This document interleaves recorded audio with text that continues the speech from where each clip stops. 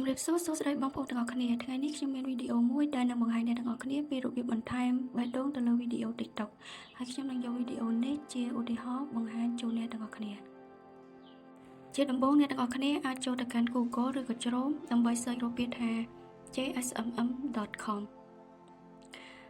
ហើយអ្នកទាំងអស់គ្នានឹងឃើញ website របស់ JSMM ហើយអ្នកទាំងអស់គ្នាអាចចុចចូលជ្រើសរើស website ដែលនៅខាងលើគេបង្អស់នឹងបាននៅត្រង់ចំណុចនេះប្រសិនបើអ្នកទាំងអស់គ្នាគឺជាសមាជិកថ្មីអ្នកទាំងអស់គ្នាអាចចុចចូលយកពាក្យថា sign up now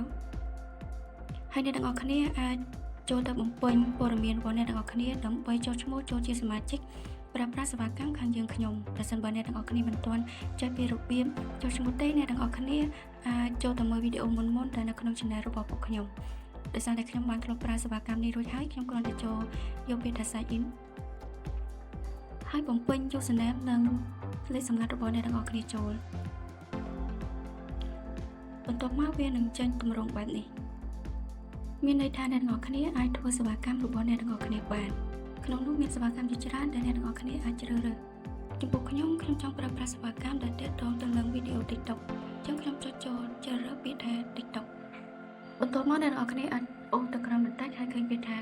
category ហើយអ្នកទាំងអស់គ្នាចុចចូលកន្លែងហ្នឹងមកហើយកន្លែងហ្នឹងគឺជា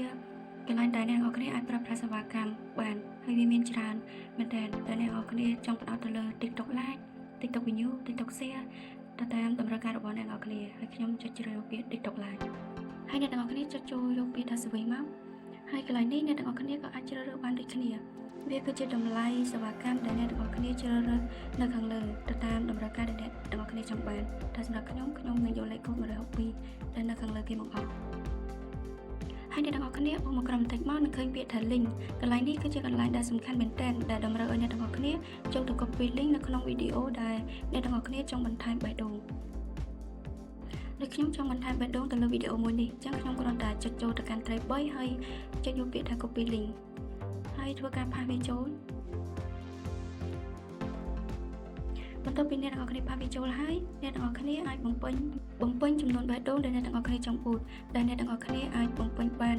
យ៉ាងតិច10ហើយយ៉ាងច្រើន1លានសម្រាប់ខ្ញុំធ្វើជាវីដេអូបង្ហាញអ្នកទាំងអស់គ្នាខ្ញុំជ្រើសរើសទៅ10បេះដូងទេហើយតម្លៃខាងក្រោមហ្នឹងគឺជាតម្លៃសេវាកម្មដែលអ្នកទាំងអស់គ្នាបានប្រើប្រាស់ហើយវានឹងប្រែប្រួលទៅតាមចំនួនបេះដូងដែលអ្នកទាំងអស់គ្នាបានបំពេញហើយអ្នកទាំងអស់គ្នាអាច submit វាបាន